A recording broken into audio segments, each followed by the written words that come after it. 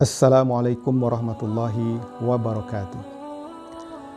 Alhamdulillahilladzi anzalal Qur'an hudal linnasi wa bayyinatin minal huda wal furqan. Asyhadu an la ilaha illallah wa asyhadu anna Muhammadan abduhu wa rasuluh la nabiyya ba'da. Qala Allah ta'ala fil Qur'anil Karim. A'udzu billahi minasyaitonir rajim. Bismillahirrahmanirrahim. Inna anzalnahu fi lailatul qadri wa ma adraka ma lailatul qadri. Lailatul Qadri khairum min alfi syahr. Tanazzalul malaikatu warruhu fiha biizni rabbihim min kulli amr. Salamun hiya hatta matla'il fajr. Sadaqallahul azim. Pemirsa dimanapun berada, pada episode kali ini kita akan membahas kapan turunnya malam qadar, ibadah apa saja yang dilakukan di malam qadar itu. Lalu nanti ada orang yang bertemu dengan malam qadar, tapi dia tidak mendapatkan apa-apa. Nah, untuk itu pastikan Anda menonton video ini sampai akhir. Pemirsa, Lailatul Qadar itu, kata Ibnu Abbas, dia bermakna, qadar itu bermakna takdir. Bermakna takdir. Apa makna takdir? Allah mentakdirkan agamanya kepada Nabi Muhammad dan membatasi khitahnya kepada Nabi. Lailatul Qadar juga berarti Lailatul Syaraf, malam kemuliaan. Kenapa dia disebut dengan malam kemuliaan? Disebabkan oleh tiga hal. Yang pertama, turunnya Al-Quran. Yang kedua, turunnya malaikat dalam jumlah yang ribuan. Dan yang ketiga, beribadah di malam itu nilainya sama dengan 83 tahun 4 bulan atau 1000 bulan. Sehingga dia disebut dengan Lailatul Syaraf. Pemirsa, malam qadar ini malam yang diburu oleh semua orang. Semua orang ingin mencari tahu di mana ya malam qadar. Kapan terjadinya malam qadar itu? Nah, cuman kebanyakan makin ke ujung Ramadan, orang makin lelah, makin jarang beribadah. Di awal-awalnya memang sangat bersemangat, makin ke ujung makin habis. Apalagi nanti bertemu dengan Hari Raya Idul Fitri. Dekat-dekat Idul Fitri mungkin masanya buat kue dan segala macam. Sehingga orang lalai. Maka merugilah. Kita boleh melihat, pemirsa, umat Nabi Muhammad itu batas usianya dalam hadis paling hanya 60 sampai 65 atau 70 tahun. Sementara umat nabi-nabi yang lain ada yang 200, ada yang 300, ada yang 400 tahun. Nah, kalau mereka beribadah dibandingkan dengan umat Nabi Muhammad yang 60 tahun, ya kalah. Kita kalah. Tetapi sekiranya seseorang mendapatkan malam qadar yang nilainya 83 tahun 4 bulan nilainya, lebih baik dari 1000 bulan. Coba kalau dia mendapatkan 20 kali 20. Berapa tahun usianya? Luar biasa. Nah, lalu kita lihat kapan terjadinya malam qadar itu. Dalam hadis yang diriwayatkan oleh Bukhari dari Aisyah. Hadis ini, Bukhari dan Aisyah. Apa kata Nabi? Taharau Lailatul Qadri, carilah malam qadar itu. Taharau, carilah pada malam qadar itu pada malam ganjil 10 yang terakhir. Minal autari asril wa akhirin.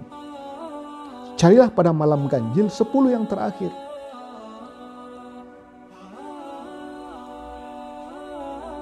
Jadi kalau malam ganjil 10 yang terakhir. Nah, itu yang pertama. Lalu yang kedua, dalam hadis yang diriwayatkan oleh Muslim dari Ibnu Abbas, dari Ibnu Umar, kalau engkau lelah, tidak mampu mencari 10 yang terakhir, jangan sampai lengah di 7 yang terakhir.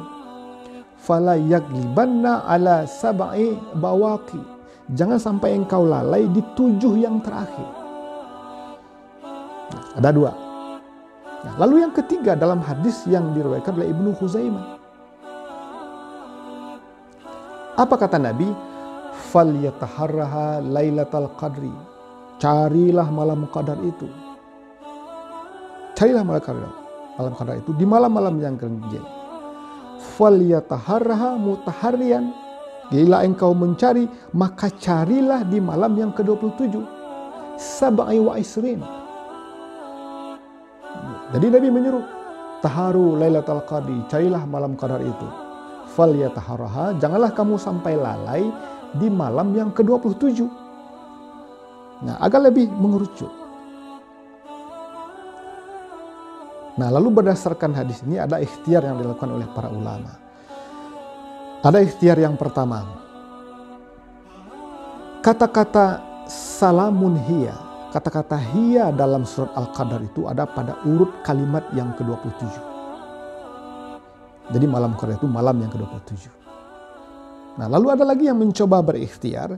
Kata-kata Lailatul Qadri itu hurufnya 9 huruf. Alif, lam, qaf, dal, ra. Lailah 4, Al-Qadri 5, 9. Dan itu disebut 3 kali dalam surat Al-Qadar. Berarti 9 kali 3, 27. Lalu oleh yang mengikuti pendapat ini disebut malam qadar itu di malam yang ke-27. Ini ikhtiar loh.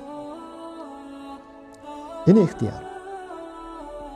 Nah, pemirsa, kalau sekiranya kita bertemu dengan malam qadar, pertanyaan berikut adalah apa ibadah yang kita lakukan? Ibadah yang kita lakukan adalah sholat isya, sholat tarawih berjamaah, berdoa, membaca Al-Quran, beristighfar kepada Allah. Beristighfar, berdoa. Nah, sehingga dalam hadis yang diriwayatkan oleh Tirmidzi dari Aisyah, Nabi mengajarkan kepada Aisyah doa apa yang dibaca. Apa doa yang diajarkan oleh Nabi kepada Aisyah? Allahumma innaka afun karim tuhibbul afwa fa'fu anni. Ya Allah, engkaulah zat yang maha pemaaf dan mencintai kemaafan. Fa'fu anni, maka maafkanlah aku ya Allah. Itu doanya. Allahumma innaka afun karim tuhibbul afwa fa'fu anni. Nah, lalu pemirsa, ada orang yang bertemu dengan malam qadar. Nah, ini sangat kita kasihani. Kasihan kita lihat orang ini. Dalam hadis, Nabi menyebutkan, dalam hadis yang diriwayatkan oleh Ibnu Khuzaimah. Apa kata Nabi? Innallaha yanzuru ilal mu'minina min ummatin Muhammad sallallahu alaihi wasallam fi lailatul qadr. Sesungguhnya Allah di malam qadar itu memperhatikan, melihat orang-orang mukmin umat Nabi Muhammad. Wa yarhamuhum wa ya'fu anhum. Lalu Allah memberinya kasih sayang dan memberikan kemaafan kepadanya. Illa arba, kecuali 4. Nah, jadi yang 4 ini ketemu dia malam qadar, dia tidak dapat apa-apa. Nah, ini kita waspada ini, menghindari ini. Jangan termasuk ke 4 golongan ini. Apa yang pertama? Yang pertama adalah mudminah khamri. Orang peminum khamar, minum minuman keras.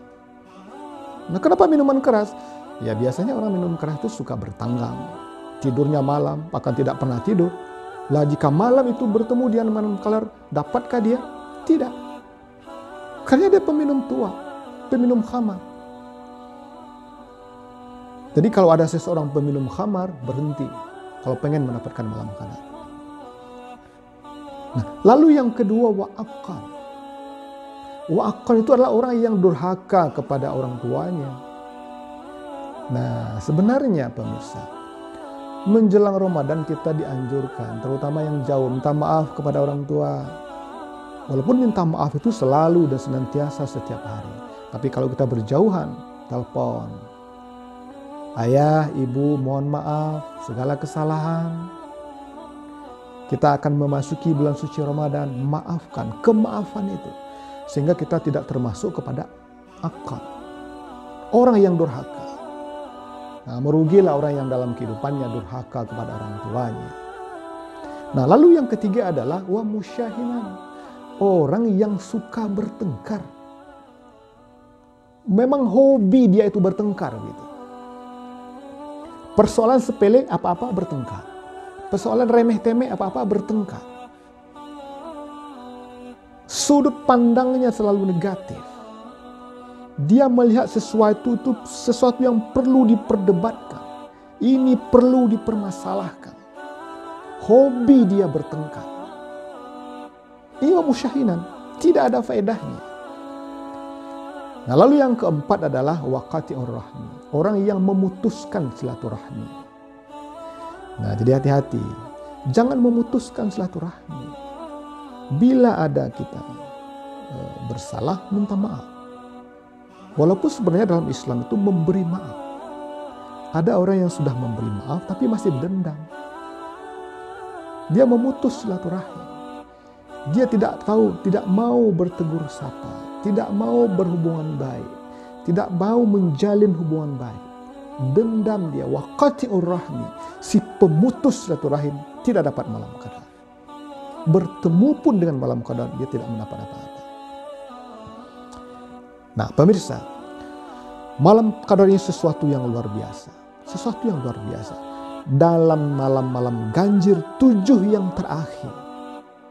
Kalaupun kita tidak bisa mencari 10 yang terakhir, 7 yang terakhir, jangan sampai engkau lalai di malam-malam yang ganjil. Mari kita bersiap diri, mempersiapkan diri sebaik-baiknya, mempersiapkan tekad agar kita bertemu dengan malam qadar. Ini sebenarnya rahasia kebiasaan Nabi itu di masa bulan Ramadan itu 10 yang terakhir Nabi itu selalu beriktikaf di masjid. Beriktikaf di masjid. Tujuannya apa? Agar bisa menemukan malam qadar ini. Nah, cuman dalam masa pandemi karena pemerintah memberikan kepada kita pembatasan sosial dalam berskala besar, maka mari kita sholat di rumah, berjamaah di rumah. Karena toh memang dalam sejarah Nabi hanya 3 kali sholat di masjid. Selebihnya di rumah. Mari kita sholat di rumah, ajak keluarga, sholat kita bersama-sama, terutama 10 yang terakhir atau malam-malam ganjil 7 yang terakhir. Kita berdoa kepada Allah, semoga malam qadar tahun ini kita bisa menemukan malam qadar itu beribadah dengan sebaik-baiknya, beristighfar, membaca Al-Quran dan berdoa kepada Allah. Semoga kita termasuk orang-orang yang menemukan malam qadar sehingga mendapatkan kemaafan dan kasih sayang Allah. Wallahu a'lam bishawab. Billahi taufik wa hidayah. Assalamualaikum warahmatullahi wabarakatuh.